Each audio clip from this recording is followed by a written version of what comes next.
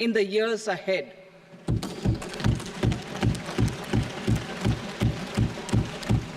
India's inflation continues to be low, stable, and moving towards the 4% target. Core inflation, that is non-food and non-fuel, currently is 3.1%. Steps are being taken to ensure supplies of perishable goods reach markets adequately. Interim budget. As mentioned in the interim budget, we need to focus on 4 major castes, namely the Garib, Mahilaye, Yuva, and Annadata, the poor, women, youth, and the farmer.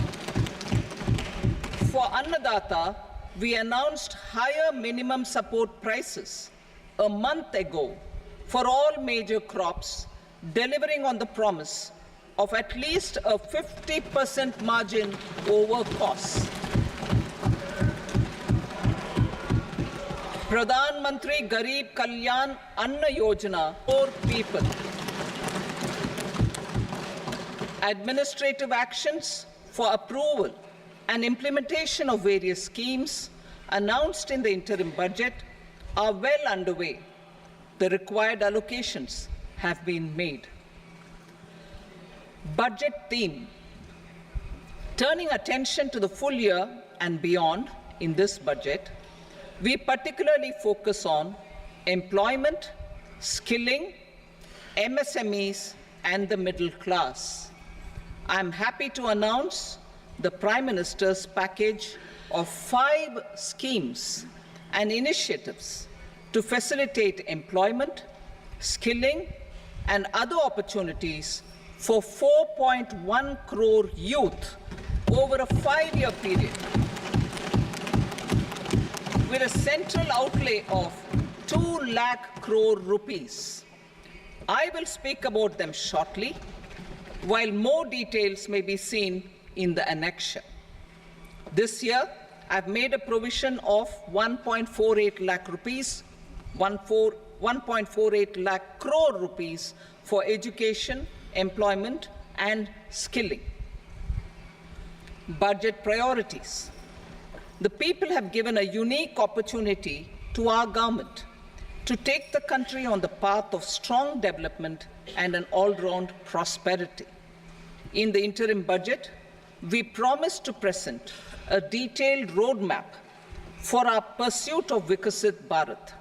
In line with the strategy set out in the interim budget, this budget envisages sustained efforts on the following 9 priorities for generating ample opportunities for all. Number 1, productivity and resilience in agriculture. Number 2, employment and skilling. Number 3, inclusive human resource development and social justice. 4, manufacturing and services. 5, urban development. 6, energy security. 7, infrastructure. 8, innovation, research and development. And 9, next generation reforms. Subsequent budgets will build on these and add more priorities and actions. A more detailed formulation will be carried out as part of the economic policy framework, about which I will speak later in this speech. This budget details some of the specific actions to be initiated in the current year towards fulfillment of these priorities, with potential for transformative changes. The budget also covers some of the previously made announcements, with intent to strengthen them and step up their implementation for expediting our journey towards the goal of Vikasit Bharat. Priority 1, productivity and resilience in agriculture. Transforming agricultural research. Our government will undertake a comprehensive review of the agricultural research setup to bring the focus on raising productivity, and developing climate-resilient varieties. Funding will be provided in challenge mode, including to the private sector. Domain experts, both from the government and outside, will oversee the conduct of such research. Release of new varieties. New 109 high-yielding and climate-resilient varieties of 32 field and horticultural crops will be released for cultivation by farmers. Natural farming. In the next 2 years, 1 crore farmers across the country will be initiated into natural farming, supported by certification and branding. Implementation will be through scientific institutions and willing gram panchayats. 10,000 need-based bio-input resource centers will be established. Missions for pulses and oilseeds.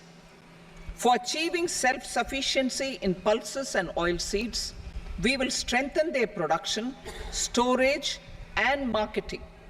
As announced in the interim budget, a strategy is being put in place to achieve Atmanirbharta for oilseeds such as mustard, groundnut, sesame, soybean, and sunflower. Vegetable production and supply chains. Large-scale clusters for vegetable production will be developed closer to major consumption centers. We will promote farmer-producer organizations, cooperatives, and startups for vegetable supply chains, including for collection and storage and marketing. Digital public infrastructure for agriculture. Buoyed by the success of the pilot project, our government, in partnership with the states, will facilitate the implementation of the digital public infrastructure in agriculture for coverage of farmers and their lands in 3 years. During this year, digital crop survey for Kharif using the DPI will be taken up in 400 districts. The details of 6 crore farmers and their lands will be brought into the farmer and land registries. Further, the issuance of Jan Samarth-based Kisan credit cards will be enabled in 5 states. Shrimp production and export. Financial support for setting up a network of nucleus breeding centers for shrimp brood stocks will be provided. Financing for shrimp farming, processing, and export will be facilitated through NABARD. National cooperation policy. Our government will bring out a national cooperation policy for systematic, orderly, and all-round development of the cooperative sector, fast-tracking growth of rural economy and generation of employment opportunities on a large scale will be the policy goal. This year, I have made a provision of 1.52 lakh crore rupees for agriculture and allied sectors.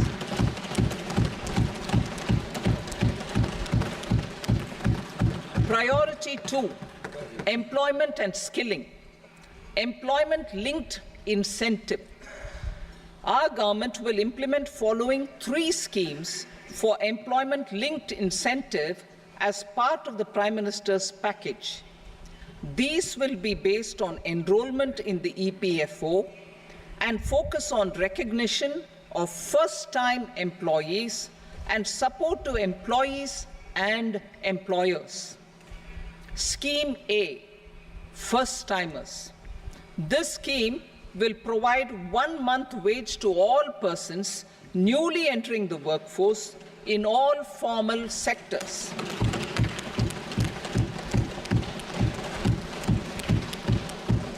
Direct benefit transfer of 1 month's salary in 3 installments to first-time employees, as registered in the EPFO, will be up to 15,000 rupees.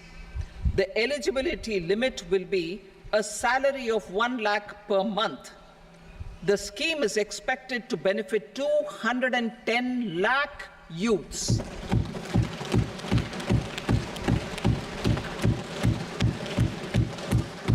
Scheme B, job creation in manufacturing. This scheme will incentivize additional employment in the manufacturing sector linked to the employment of first-time employees. An incentive will be provided at specified scale directly both to the employee and the employer with respect to the EPFO contribution in the first 4 years of employment. The scheme is expected to benefit 30 lakh youth entering employment and their employers.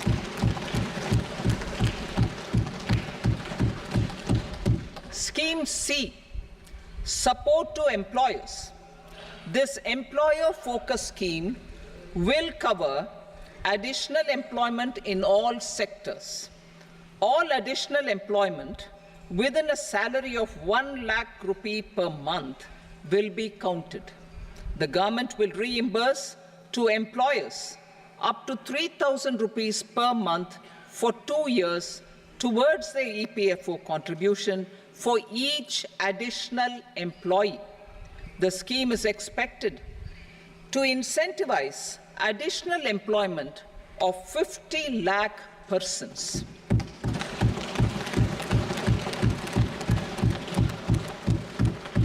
Participation of women in the workforce. We will facilitate higher participation of women in the workforce through setting up of working women hostels in collaboration with industry and establishing creches. In addition, the partnership will seek to organize women-specific skilling programs and promotion of market access for women SHG enterprises. Skilling program. I'm happy to announce a new centrally sponsored scheme as the 4th scheme under the Prime Minister's package for skilling in collaboration with state governments and industry. 20 lakh youth will be skilled over a 5-year period.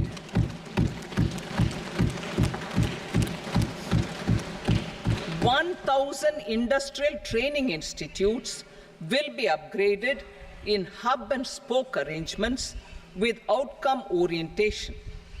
Course content and design will be aligned to the skill needs of industry, and new courses will be introduced for emerging needs." Skilling loans. The model skill loan scheme will be revised to facilitate loans to help 25,000 students every year.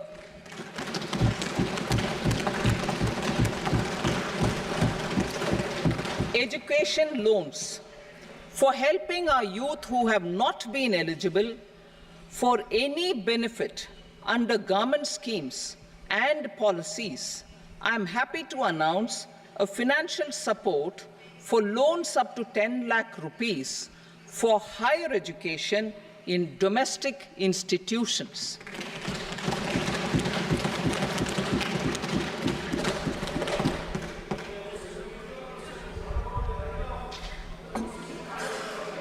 E-vouchers for this purpose. E-vouchers for this purpose will be given directly to 1 lakh students every year for annual interest subvention of 3% of the loan amount. Priority 3, inclusive human resource development and social justice, saturation approach. Our government is committed to all-round, all-pervasive and all-inclusive development of people, particularly farmers, youth, women, and the poor.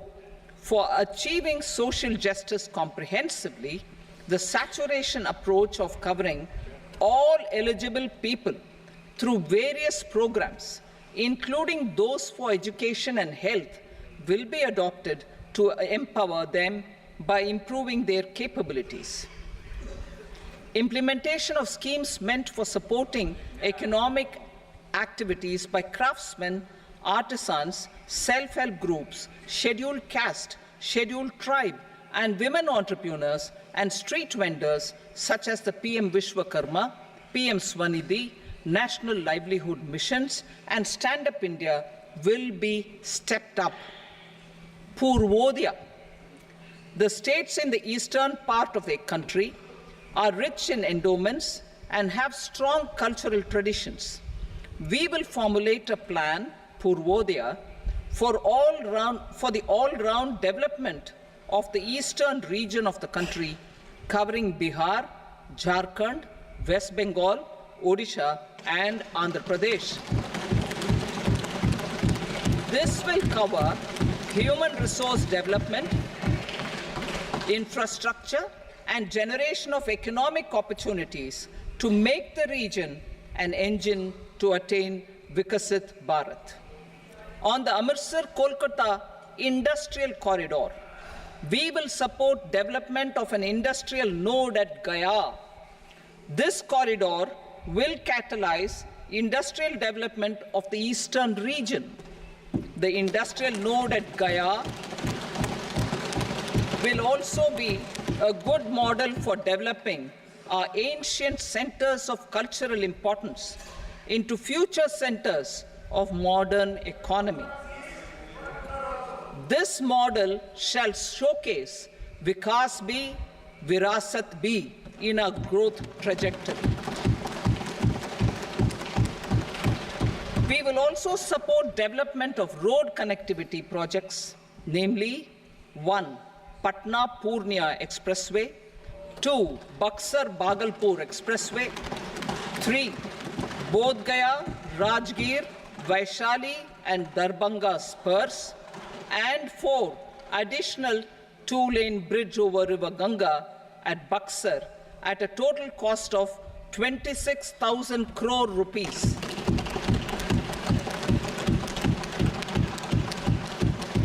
Power projects, including setting up of a new 2,400 megawatt power plant at Pir Painti, will be taken up at a cost of 21,400 crore rupees. New airports, medical colleges, and sports infrastructure in Bihar will be constructed.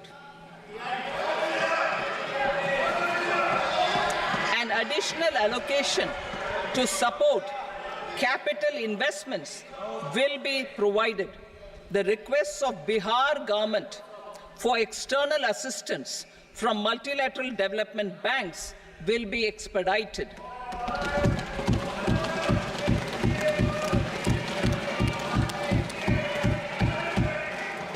Andhra Pradesh Reorganization Act. Our government has made concerted efforts to fulfill the commitments in Andhra Pradesh Reorganization Act.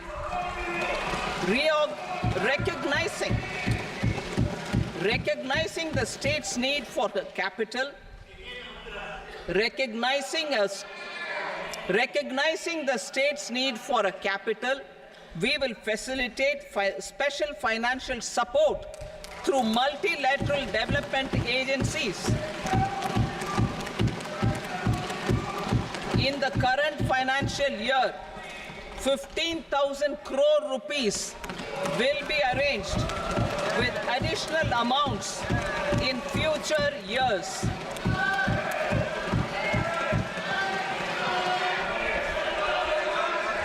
Our government is fully committed to financing and early completion of the Polavaram irrigation project, which is the lifeline for Andhra Pradesh and its farmers. This will facilitate our country's food security as well. Under the Act, Andhra Pradesh Reorganization Act, for promoting industrial development, funds will be provided for essential infrastructure such as water, power, railways and roads in Kopparthi node on the Visakhapatnam-Chennai Industrial Corridor and Varavakal node on the Hyderabad-Bengaluru Industrial Corridor. An additional allocation will be provided this year towards capital investment for economic growth. Grants for backward regions of Rayalaseema, Prakasham, North Coastal Andhra, as stated in the Act, will be provided. PM Awas Yojana. 3 crore additional houses under the PM Awas Yojana in rural and urban areas in the country have been announced, for which the necessary allocations are being made. Women-led development. For promoting women-led development, the budget carries an allocation of more than 3 lakh crore for schemes benefiting women and girls. This signals our government's commitment for enhancing women's role in economic development. Pradhan Mantri Janjatiya Unnat Gram Abhiyan. For improving the socio-economic condition of tribal communities, we will launch the Pradhan Mantri Janjatiya Unnat Gram Abhiyan by adopting saturation coverage for tribal families in tribal majority villages and aspirational districts.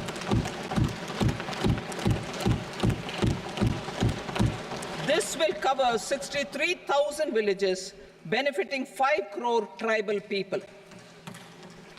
Bank branches in northeastern region. More than 100 branches of India Post Payment Bank will be set up in the northeast region to expand the banking services. This year, I have made a provision of 2.66 lakh crore rupees for rural development, including rural infrastructure.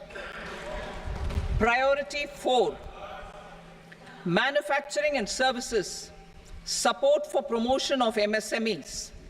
This budget provides special attention to MSMEs and manufacturing, particularly labor-intensive manufacturing.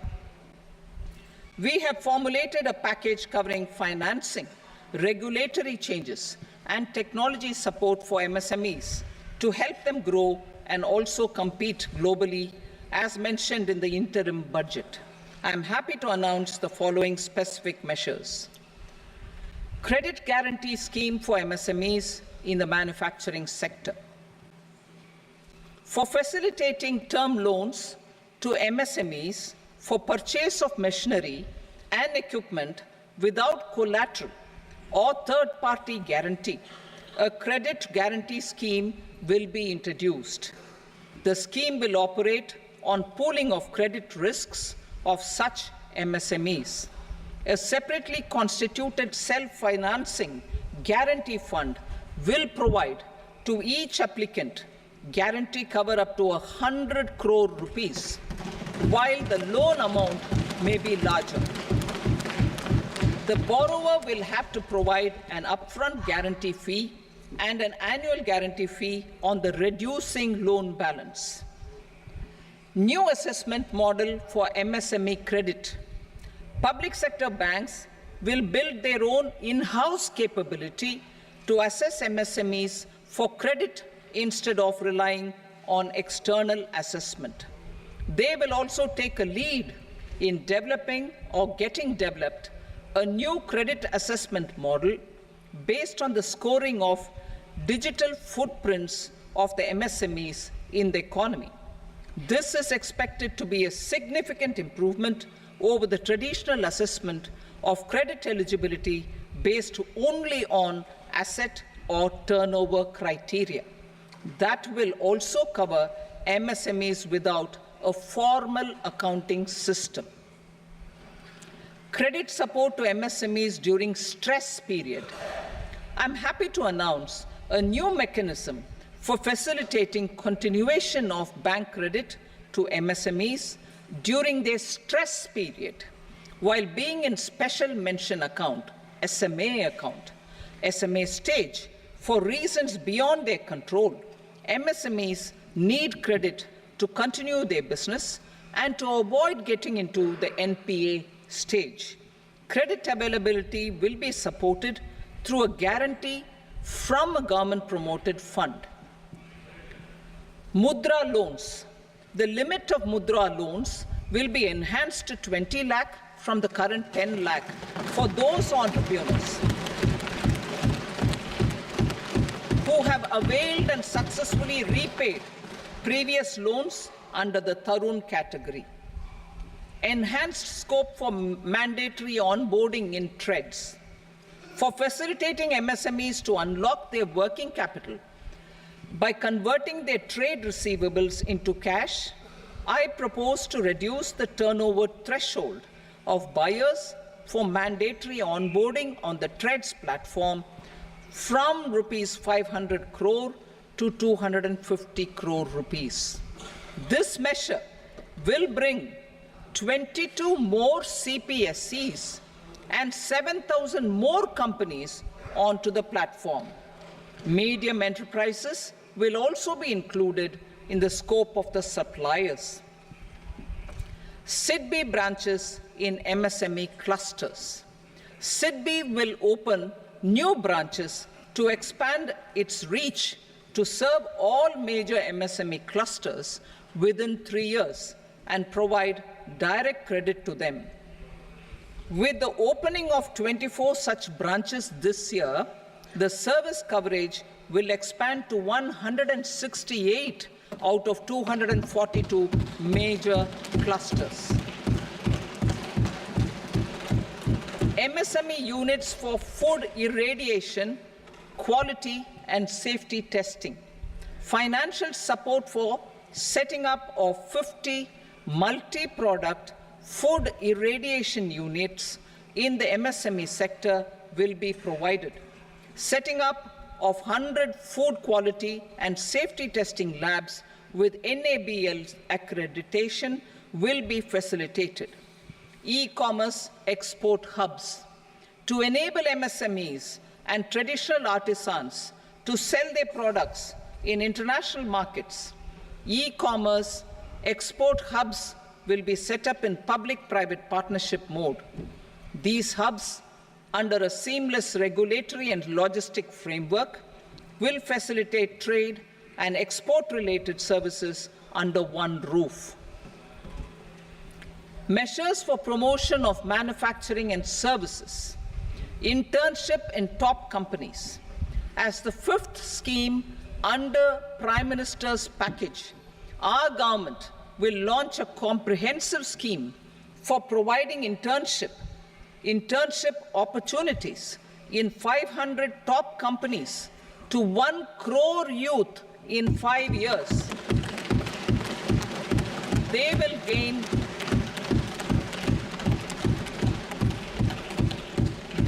gain exposure for 12 months to real-life business environment, varied professions, and employment opportunities.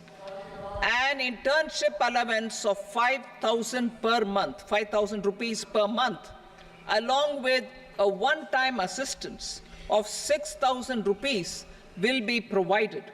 Companies will be expected to bear the training cost and 10% of their internship cost from their CSR funds. Industrial parks.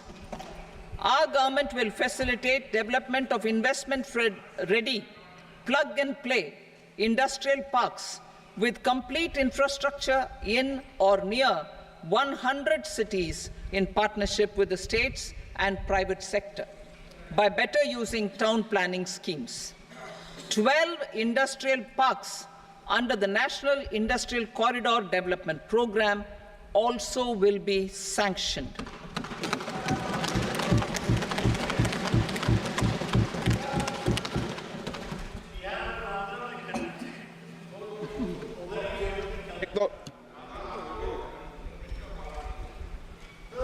Veggie paper, no. Please, Petty.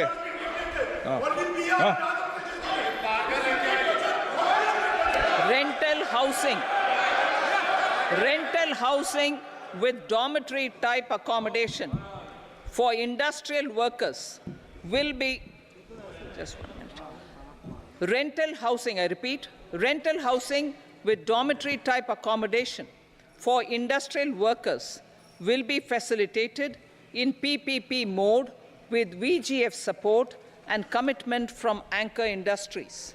Shipping industry, ownership, leasing and flagging reforms will be implemented to improve the share of Indian shipping industry and generate more employment.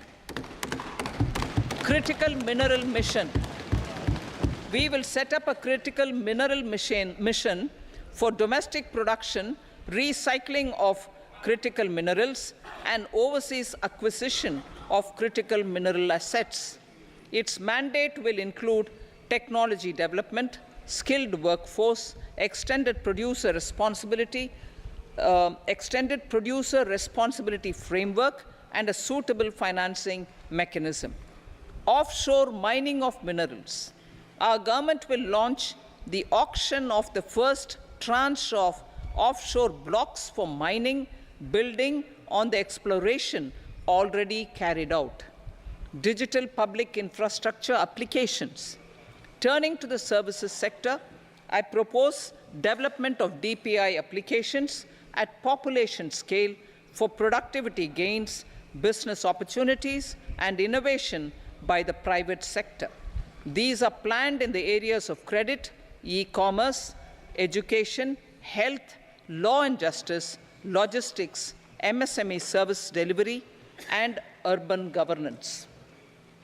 Integrated technology platform for IBC ecosystem.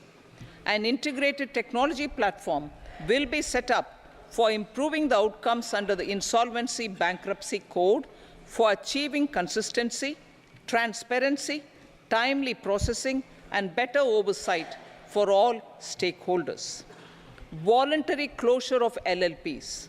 The services of the Center for Processing Accelerated Corporate Exit, CPACE, will be extended for voluntary closure of LLPs to reduce the closure times. National Company Law Tribunals. The IBC has resolved more than 1,000 companies, resulting in direct recovery of 3.3 lakh crore to creditors. 3.3 lakh crore rupees to creditors.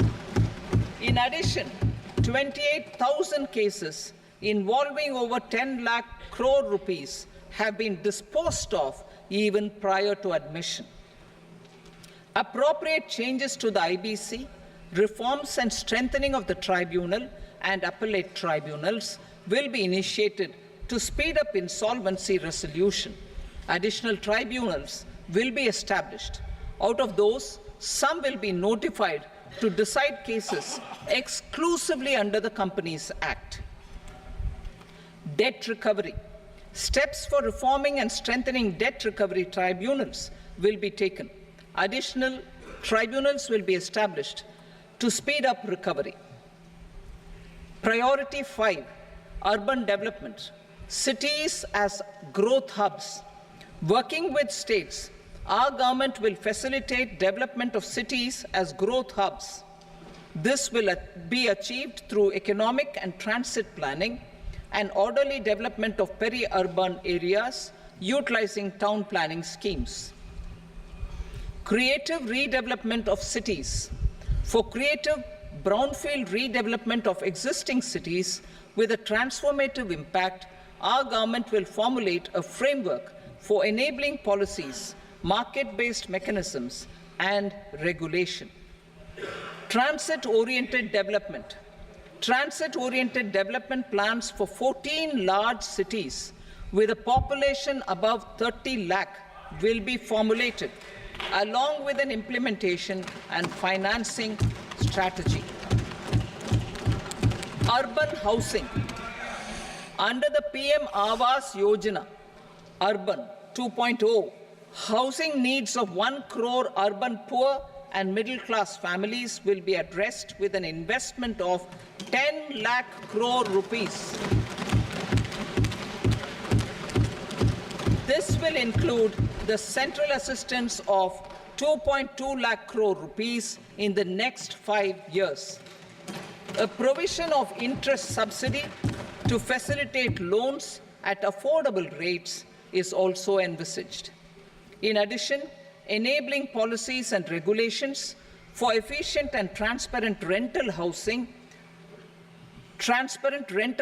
markets with enhanced availability will also be put in place. Water supply and sanitation.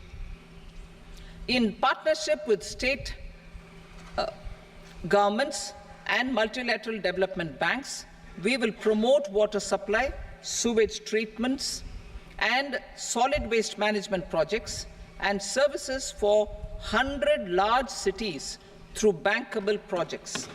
These projects will also envisage use of treated water for irrigation and filling up of tanks in nearby areas. Street markets.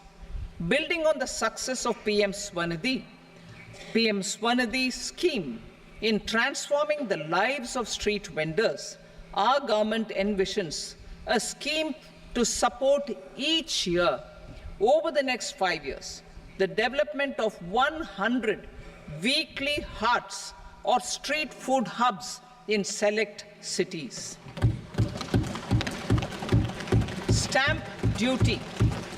We will encourage states which continue to charge high stamp duty to moderate the rates for all and also consider further lowering duties for properties purchased by women. This reform will be made an essential component of urban development schemes. Priority 6, energy security, energy transition. In the interim budget, I had announced our strategy to sustain high and more resource-efficient economic growth, along with the energy security in terms of availability, accessibility, and affordability. We will bring out a policy document on appropriate energy transition pathways that balances the imperatives of employment, growth, and environmental sustainability. PM Surya Ghar Muft Bijli Yojana. PM Surya Ghar Muft Bijli Yojana. In line with the announcement in the interim budget,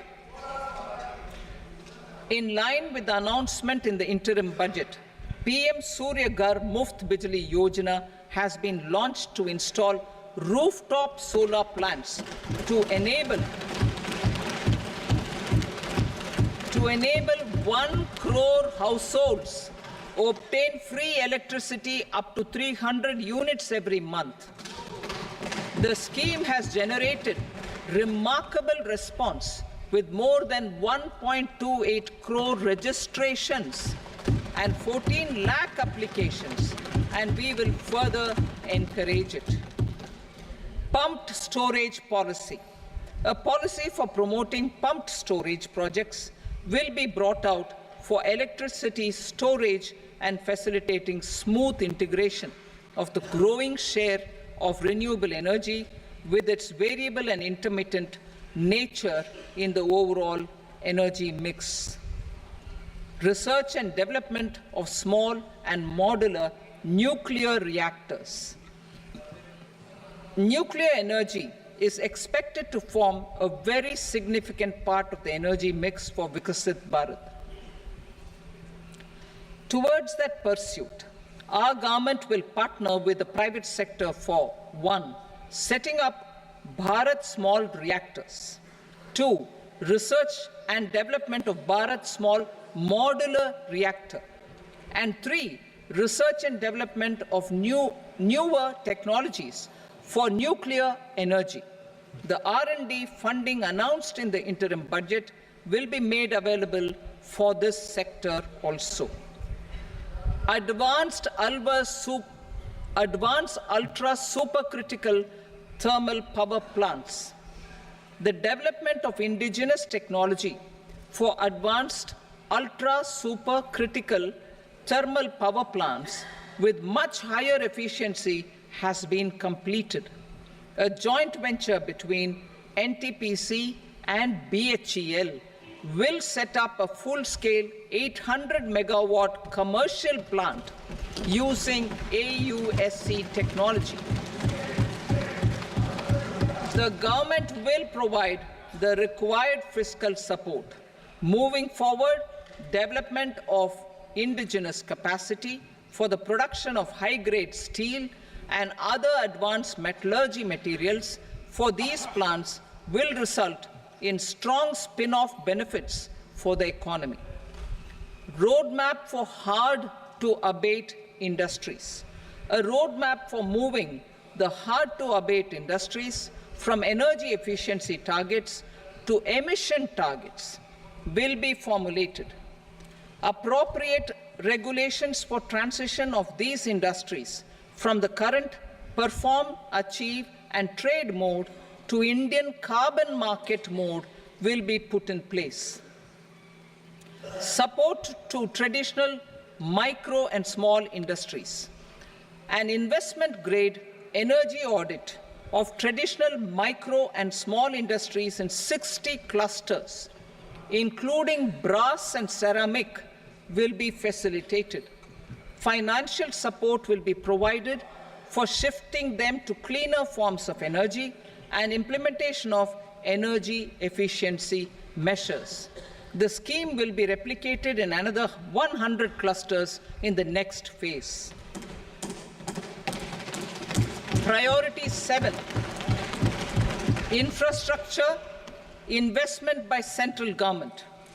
Significant investment the central government has made over the years in building and improving infrastructure has had a strong multiplier effect on the economy.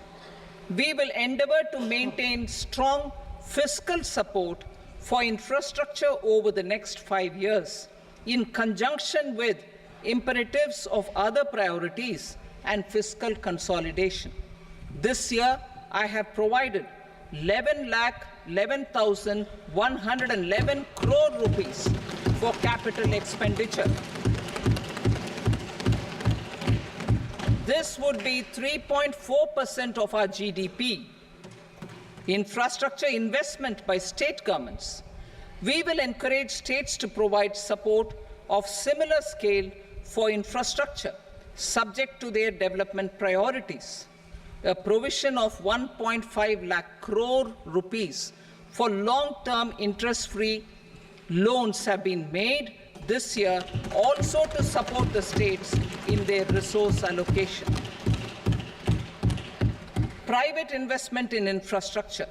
Investment in infrastructure by private sector will be promoted through viability gap funding and enabling policies and regulations. A market-based financing framework will be brought out. Pradhan Mantri Gram Sadak Yojana, Phase 4 of the PMGSY will be launched to provide all-weather connectivity to 25,000 rural habitations, which have become eligible in view of their population increase.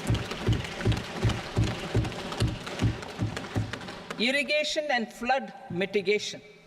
Bihar has frequently suffered from floods, many of them originating outside the country. Plans to build flood control structures in Nepal are yet to progress. Our government, through the Accelerated Irrigation Benefit Program and other sources, will provide financial support for projects with estimated cost of 11,500 crore rupees, such as the Kosi-Michi intra-state link and 20 other ongoing and new schemes, including barrages, river pollution abatement, and irrigation projects. In addition, survey and investigation of Kosi-related flood mitigation and irrigation projects will be undertaken.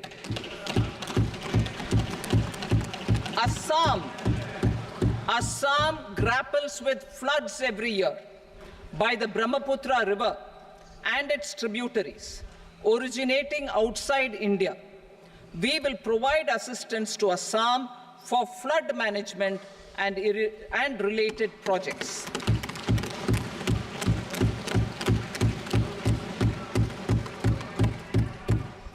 Himachal Pradesh suffered extensive losses due to floods last year.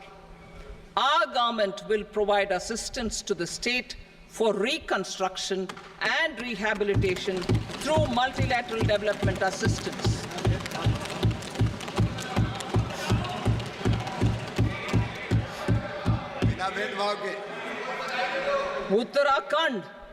Uttarakhand too suffered losses due to cloudbursts and massive landslides. We will provide assistance to the state. Recently, Sikkim witnessed devastating flash floods and landslides that wreaked havoc across the state. Our government will provide assistance to the state. Tourism has always been a part of our civilization.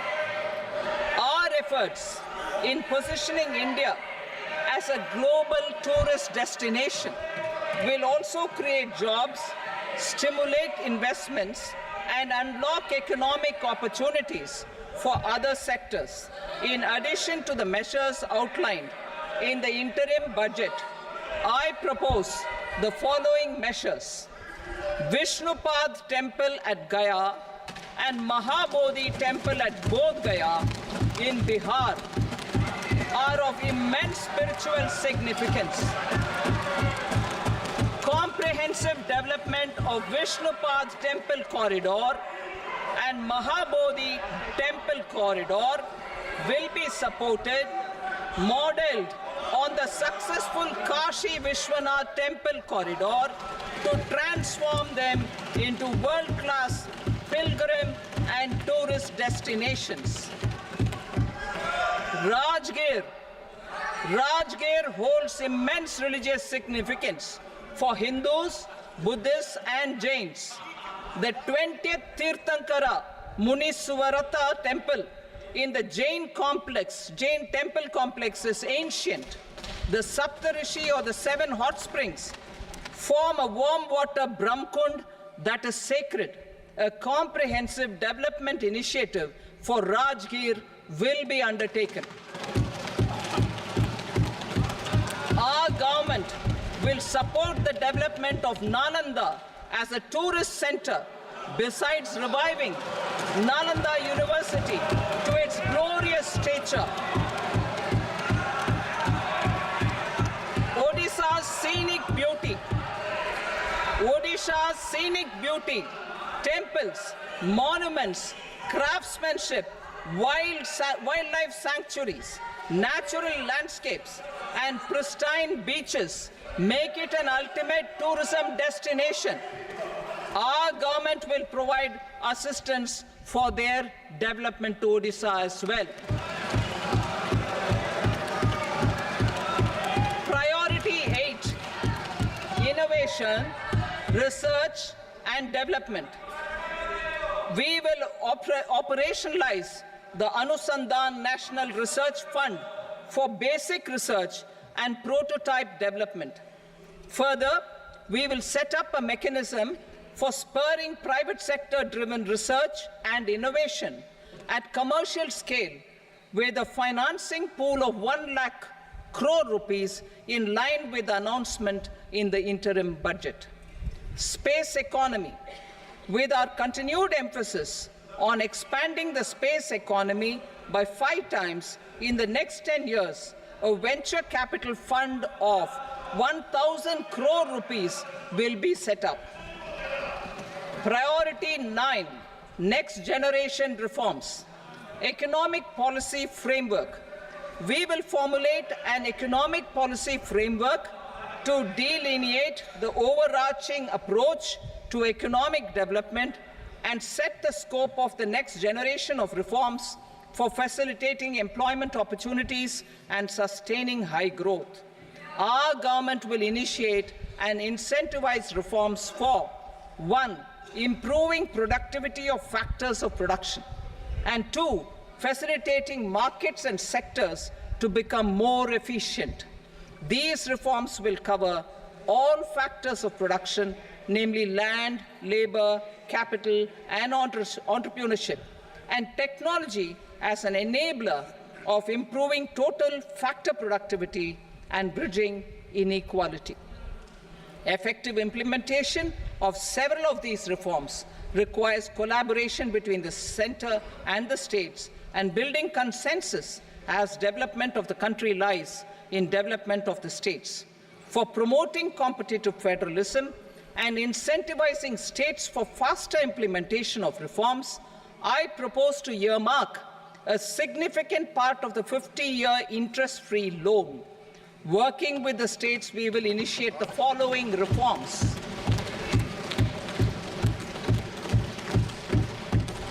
Land-related reforms and actions, both in the rural and urban areas, will cover land administration, will cover 1. Land administration, planning and management, and 2. Urban planning usage and building bylaws. These will be incentivized for completion within the next 3 years through appropriate fiscal support. Rural land-related actions. Rural land-related actions will include 1. Assignment of unique land parcel identification number, UL PIN, or Bhu Aadhaar for all lands. 2. Digitization of cadastral maps. 3. Survey of subdivisions, survey of map subdivisions as per current ownership. 4. Establishment of land registry. And 5. Linking to the farmers registry. These actions will also facilitate credit flow and other agricultural services. Urban land-related actions. Land records in urban areas will be digitized with GIS mapping. An IT-based system for property record administration, updating, and tax administration will be established. These will also facilitate improving the financial position of urban local bodies. Labor-related reforms. Services to labor. Our government will facilitate the provision of a wide array of services to labor, including those for employment and skilling. A comprehensive integration of e-Shram portal with other portals will facilitate such one-stop solution. Open architecture databases for the rapidly changing labor market, skill requirements, and available job roles, and a mechanism to connect job aspirants with potential employers and skill providers will be covered in these services. Shram Suvidha and Samadhan portal. Shram Suvidha and Samadhan portal will be revamped to enhance ease of compliance for industry and trade. Capital and entrepreneurship related reforms, financial sector vision and strategy. For meeting financing needs of the economy, our government will bring out a financial sector vision and strategy document to prepare the sector in terms of size, capacity, and skills. This will set the agenda for the next 5 years and guide the work of the government, regulators, financial institutions, and market participants. Taxonomy for climate finance. We will develop taxonomy for climate finance for enhancing the availability of capital for climate adaptation and mitigation. This will support achievement of the country's climate commitments and green transition.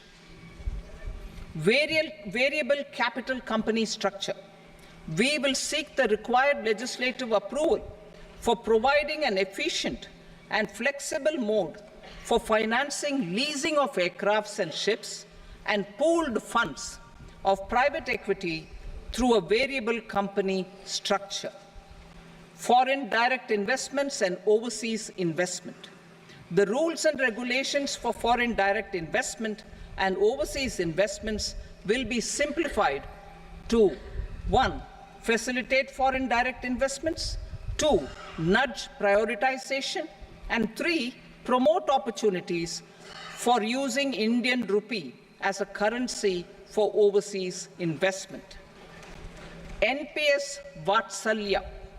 NPS Vatsalya, a plan for contribution by parents and guardians for minors, will be started.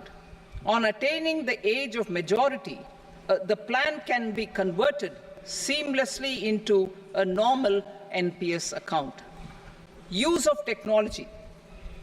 We have successfully used technology for improving productivity and bridging inequality in our economy during the past 10 years. Public investment in digital infrastructure and innovations by the private sector have helped in improving access of all citizens, particularly the common people, to market resources, education, health and services. We will step up adoption of technology towards digitalization of the economy. Ease of doing business.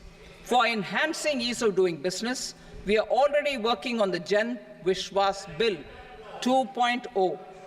Further, states will be incentivized for implementation of the business reforms, action plans, and digitalization. Data and statistics. For improving data governance, collection, processing and management of data and statistics, different sectoral databases, including those established under the Digital India Mission, will be utilized with active use of technology tools. New pension scheme. The committee to review the NPS has made considerable progress in its work. I am happy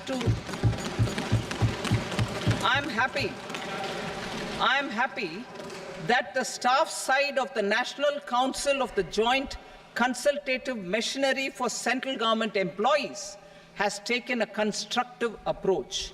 A solution will be evolved which addresses the relevant issues while maintaining fiscal prudence to protect the common citizens. Budget estimates for 24-25.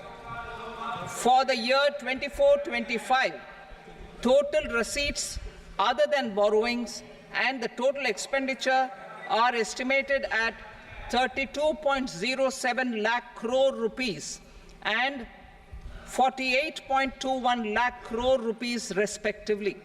The net tax receipts are estimated at 25.83 lakh crore rupees. The fiscal deficit is estimated at 4.9% of the GDP. The gross and the net market borrowings through dated securities during 24-25 are estimated at 14.01 lakh crore rupees and 11.63 lakh crore rupees respectively. Both will be less than that in 23-24. The fiscal consolidation path announced by me in 2021 has served our economy very well, and we aim to reach the deficit below 4.5% next year. The government is committed to staying the course. From 2026-27 onwards, our endeavor will be to keep the fiscal deficit each year such that the central government's debt will be on a declining path as percentage of GDP. I will now move to Part B.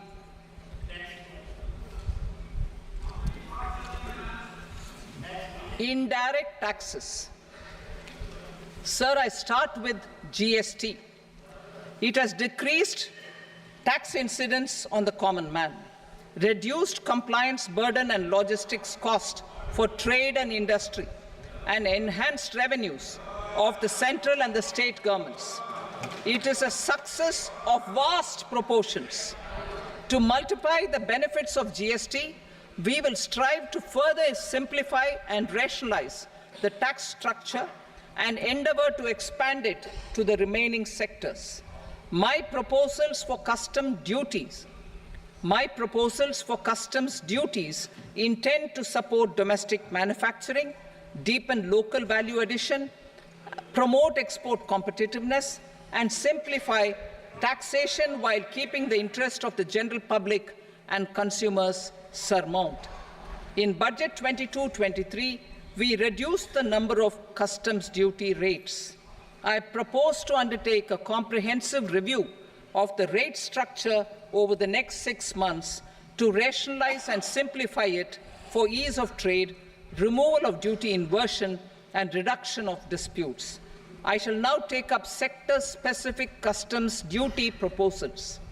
Medicine and medical equipments. To provide relief to cancer patients, I propose to fully exempt 3 more medicines from customs duties.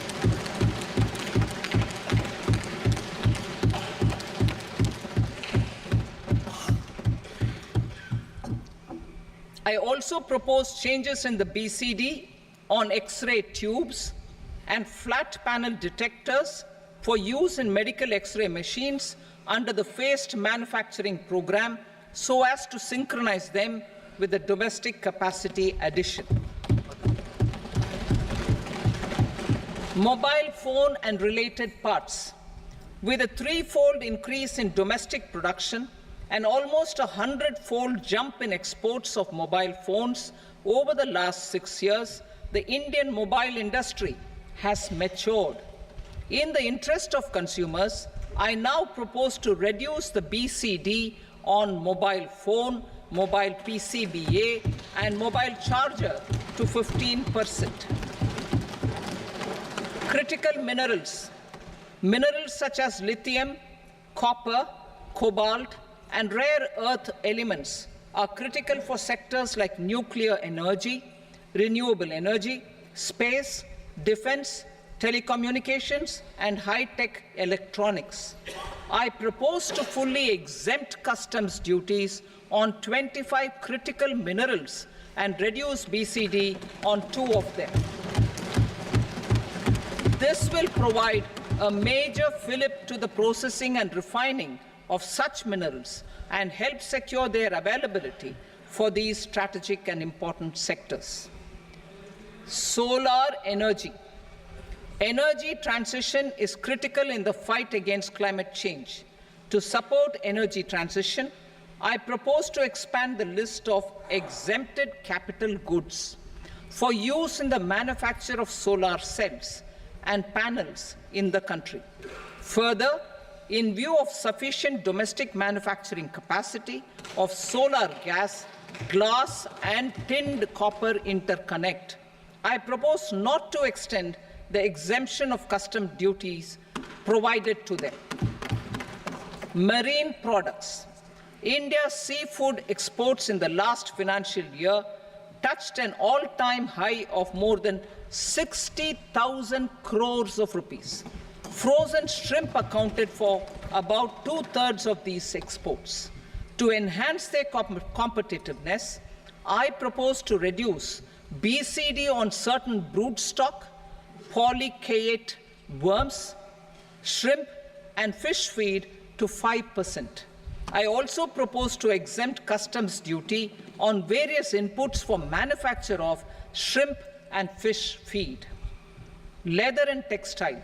Similarly, to enhance the competitiveness of exports in the leather and textile sectors, I propose to reduce BCD on real down-filling material from duck or goose. I am also making additions to the list of exempted goods for manufacture of leather and textile garments, footwear, and other leather articles for export.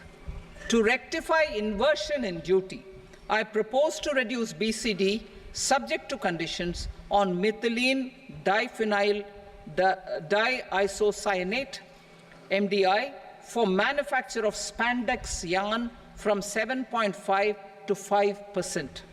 Furthermore, the export duty structure on raw hides, skin, and leather is proposed to be simplified and rationalized. precious metals. To enhance domestic value addition in gold and precious metal jewelry in the country, I propose to reduce customs duties on gold and silver to 6% and that of platinum to 6.4%. Other metals, steel and copper, are important raw materials. To reduce their cost of production, I propose to remove the BCD on ferronickel and blister copper. I am also continuing with nil BCD on ferrous scrap and nickel cathode and concessional BCD of 2.5% on copper scrap. Electronics.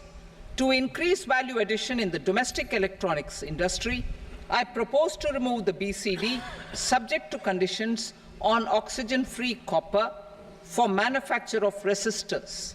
I also propose to exempt certain parts for manufacture of connectors. Chemicals and petrochemicals. To support existing and new capacities in the pipeline, I propose to increase the BCD on ammonium nitrate from 7.5% to 10%. Plastics. PVC flex banners are non-biodegradable and hazardous for environment and health. To curb their imports, I propose to raise the BCD on them from 10 to 25%. Telecommunication equipment. To incentivize domestic manufacturing, I propose to increase the BCD from 10 to 15% on PCBA of specified telecom equipment. Trade facilitation. To promote domestic aviation and boat and ship MRO, I propose to extend the period for export of goods imported for repairs from 6 months to 1 year. I'll read that again. To promote domestic aviation and boat and ship maintenance, repair and operations, I propose to extend the period for export of goods imported for repairs from 6 months to 1 year.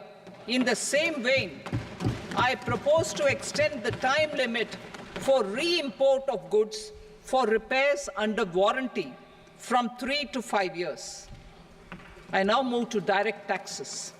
We will continue our efforts to simplify taxes, improve taxpayer services, provide tax certainty, and reduce litigation while enhancing revenues for funding the development and welfare schemes of the government.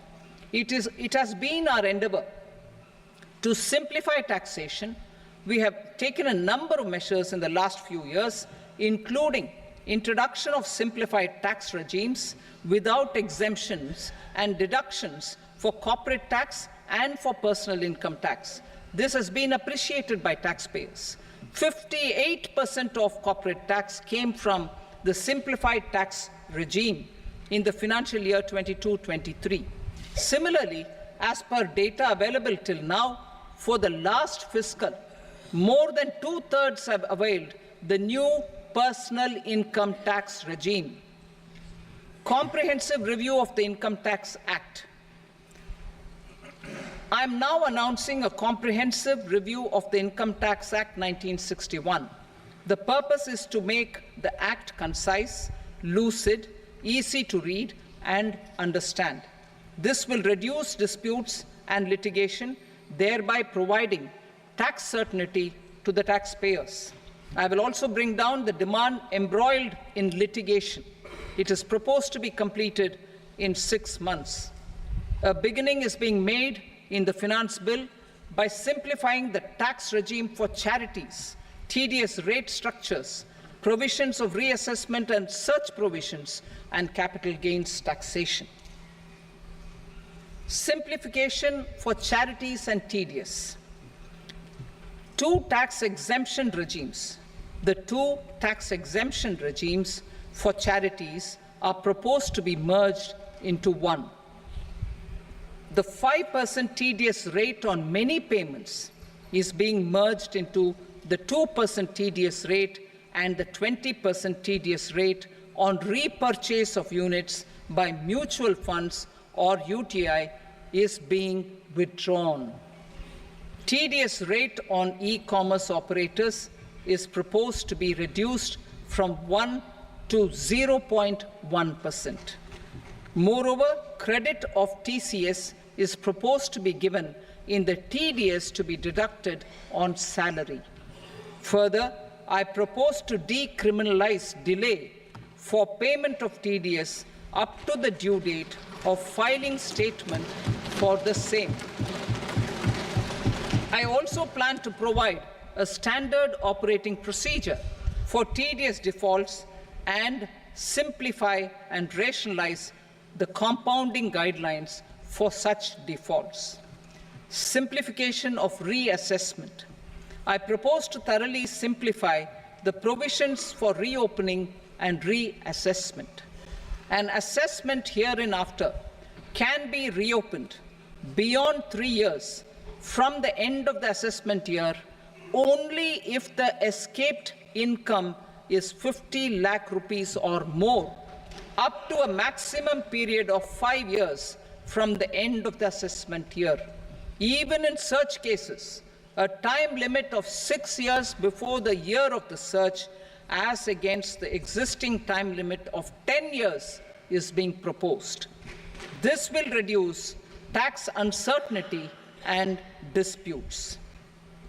Simplification and rationalization of capital gains. Capital gains taxation is also proposed to be hugely simplified.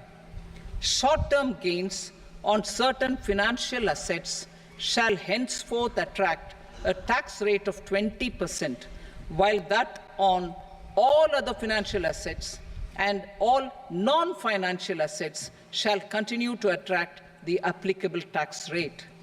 Long-term gains on all financial and non-financial assets, on the other hand, will attract a tax rate of 12.5%. For the benefit of the lower and the middle income classes, I propose to increase the limit of exemption of capital gains on certain financial assets to 1.25 lakh rupees per year. Listed financial assets held for more than a year will be classified as long-term, while unlisted financial assets and all non-financial assets will have to be held for at least 2 years to be classified as long-term. Unlisted bonds and debentures, debt mutual funds, and market-linked debentures, irrespective of holding period, however, will attract tax on capital gains at applicable rates. Taxpayer services. All the major taxpayer services under GST and most services under customs and income tax have been digitalized. All remaining services of customs and income tax, including rectification and order giving effect to appellate orders, shall be digitalized and made paperless over the next 2 years. Litigation and appeals.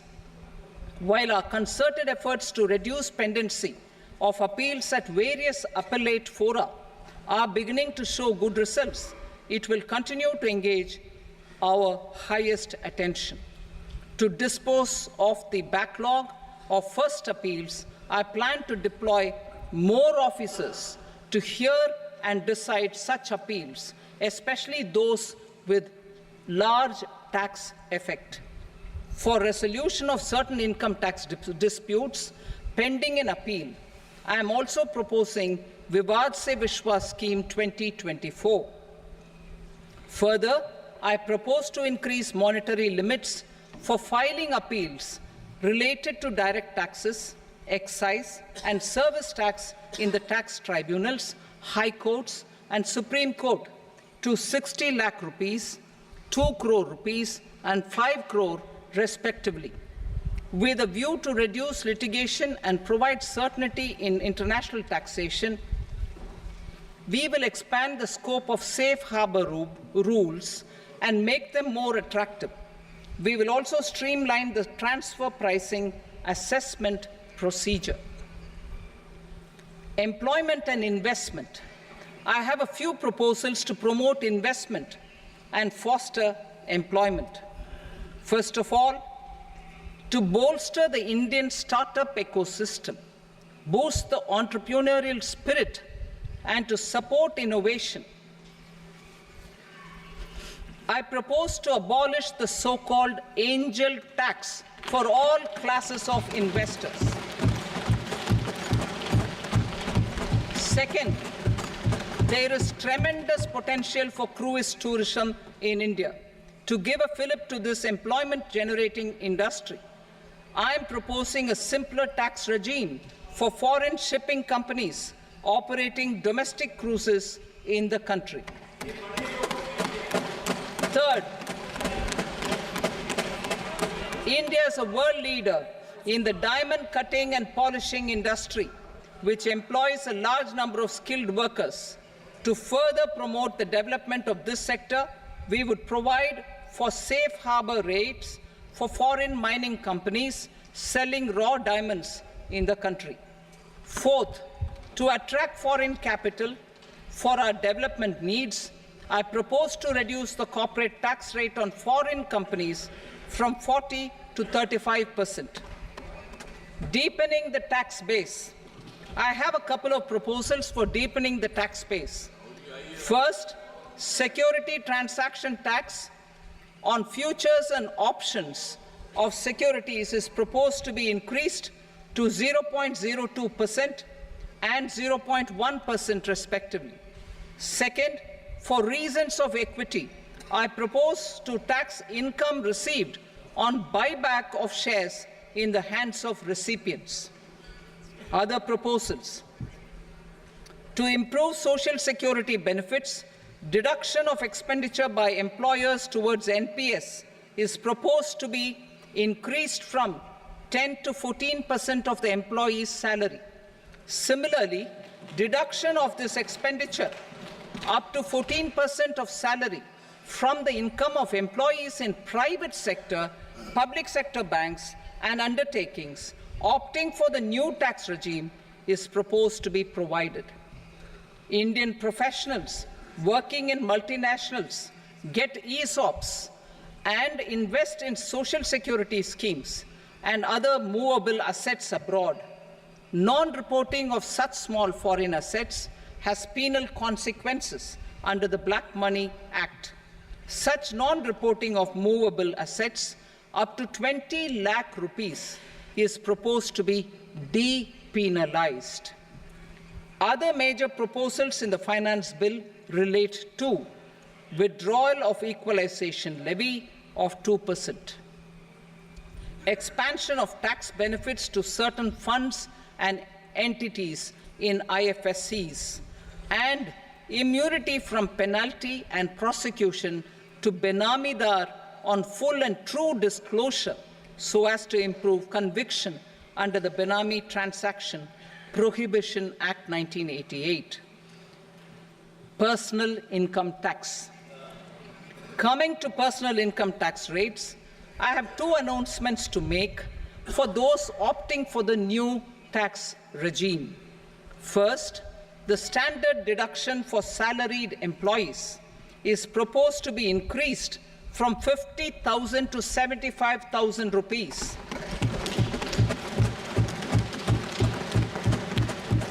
Similarly, deduction on family pension for pensioners is proposed to be enhanced from 15,000 to 25,000 rupees.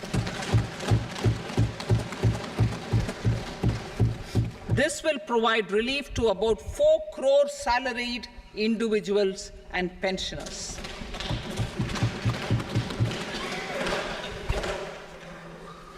Second, in the new tax regime, the tax rate structure is proposed to be revised as follows: 0 to 3 lakh rupees, nil; 3 to 7 lakh rupees, 5%; 7 to 10 lakh rupees, 10%; 10 to 12 lakh rupees, 15%; 12 to 15 lakh rupees, 20%; and above 15 lakh rupees, 30%. As a result of these changes, a salaried employee in the new tax regime stands to save up to 17,500 rupees in income tax.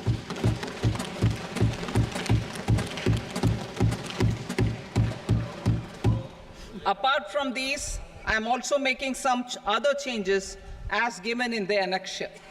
As a result of these proposals, revenue of about 37,000 crore, that is 29,000 crore in direct taxes and 8,000 crore in indirect taxes will be foregone, while revenue of about 30,000 crore rupees will be additionally mobilized.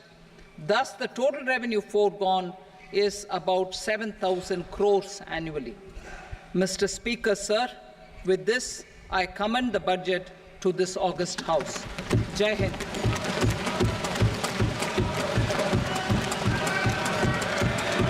Item number 2.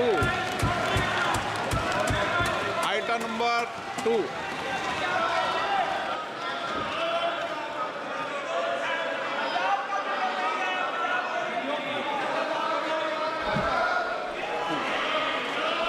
Sir, with your permission, I rise to lay on the table the following statements under Section 3 of the Fiscal Responsibility and Budget Management, FRBM Act 2003, Medium-Term Fiscal Policy cum Fiscal Policy Strategy Statement and Macroeconomic Framework Statement. Item number 3.